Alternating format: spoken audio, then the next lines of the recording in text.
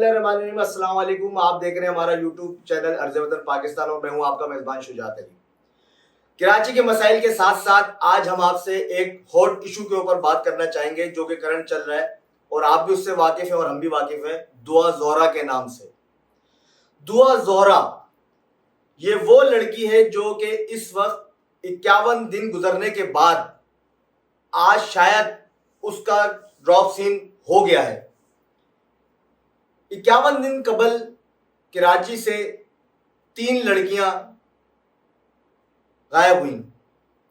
कुछ लोगों ने कहा गया कि अगवा हो गई और ये हो गया और वो हो गया और यानी कि कई गैंगों के नाम लिए गए, खास तौर पे ये दुआ ज़ोहरा के ऊपर। लेकिन उसमें से वो 2 लड़कियां, उनका नाम लेना इसलिए ज़रूरी नहीं समझता क्योंकि उनके मसाइल हल हो चुके हैं और वो तमाम रिपोर्टें हमारे सामने भी आ गई हैं और मीडिया के सामने भी आ गई हैं कि उन 2 ने भी अपनी मर्जी से जाके अपने मनपसंद लड़कों के साथ निकाह किया।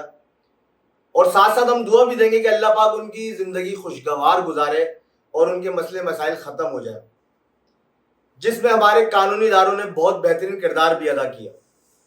लेकिन दुआ ज़ोहरा का केस 51 दिन तक इस तरीके से अप डाउन, ये मसाइल वो मसाइल जो कि आप भी जानते हैं कि कहा गया कि हमारी बेटी अगवा हो गई है वालिदैन की तरफ से और उसको एक अगवा गैंग ने बुरे तरीके से कहीं रखा हुआ है, अल्लाह माफ करे किसी गलत जगह पे पहुंचा दिया है। यानी सैकड़ों किस्म की बातें करी गई जो कि यानी कि आम जिंदगी में किसी भी वालिदैन के साथ अगर ये गुजरेगा तो शायद इस तरीके का अमल ही पेश आए और यही अल्फाजात उनके दिलों से और जुबानों से निकले। लेकिन उनके इन मामलात के बाद अचानक एक वीडियो अपलोड होती है कि पता चलता है कि उनकी लड़की ने अपने पसंद से ज़हीर नामी शख्स के साथ निकाह कर लिया, कराची से बाहर चली गई। साथ के साथ वो वीडियो भी आएगी जिसमें वो लड़की पुरसुकून खुद अपनी मर्जी से, यानी कि कोई जोर जबरदस्ती नजर नहीं आ रही थी, गाड़ी में बैठ के गई थी। लोगों ने देखा भी, सवालिया निशान तो हर किसी के जहन में पैदा हो रहे थे।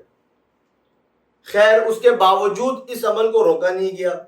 फिर कभी यानी कि मामलात में बर्थ सर्टिफिकेट आ गया कि लड़की हमारी बालिग नहीं है, हमारी शादी को इतने साल नहीं हुए, इतना ये मामला हुआ, हमारी लड़की बहुत बुरे हालात में है, कभी कहीं है, ढूंढ मच गई ऐसे कि बस क्या कहा जाए।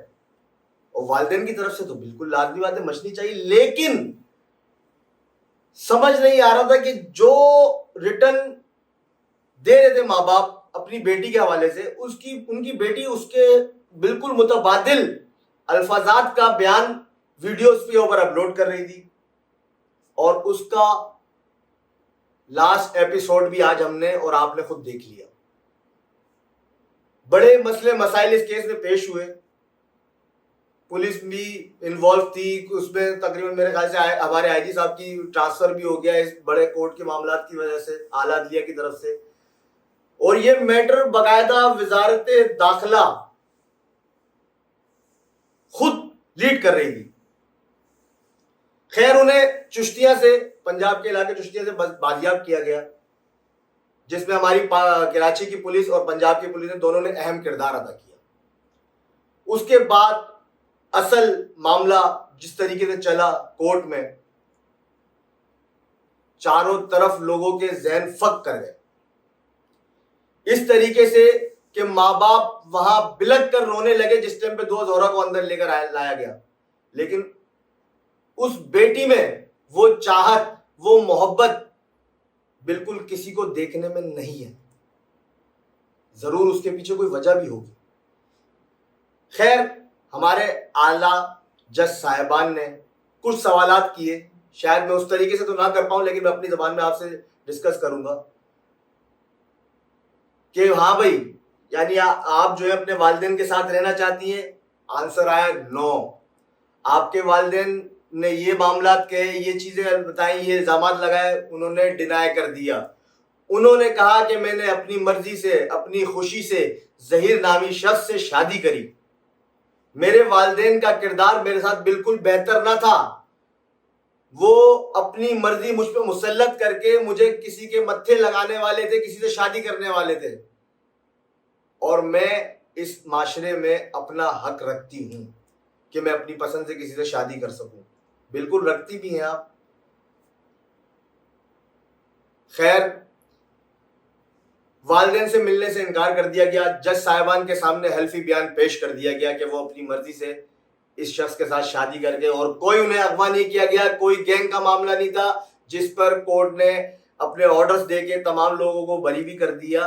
लास्ट में उम्र के तयन के ऊपर थोड़ा सा मामला चले जो कि उनके वालिदैन की तरफ से थे कि वो कहती हैं कि मैं 17 से 18 साल की हूं, और उनके वालिद साहब का कहना है कि वो 14 साल की हैं।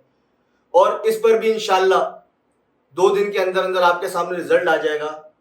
लेकिन इस केस की हाइप देने की वजह आज तक हम समझ नहीं पाए कि इसके पीछे कौन से लोग थे और क्या करना चाह रहे थे, और किस वजह से इस अंदरूनी पेचीदा मामले को, दबाने वाले मामले को इतना उछाला गया। शायद आप समझ सकें या मैं समझ सकूं। खैर, इसके साथ आपसे इजाजत चाहूंगा कि अल्लाह पाक से दुआ भी करूंगा कि हमारी और आपकी इज्जतों को अल्लाह पाक अपनी हिफाजत में रखे। इंशाल्लाह बहुत जल्द दोबारा मुलाकात होगी।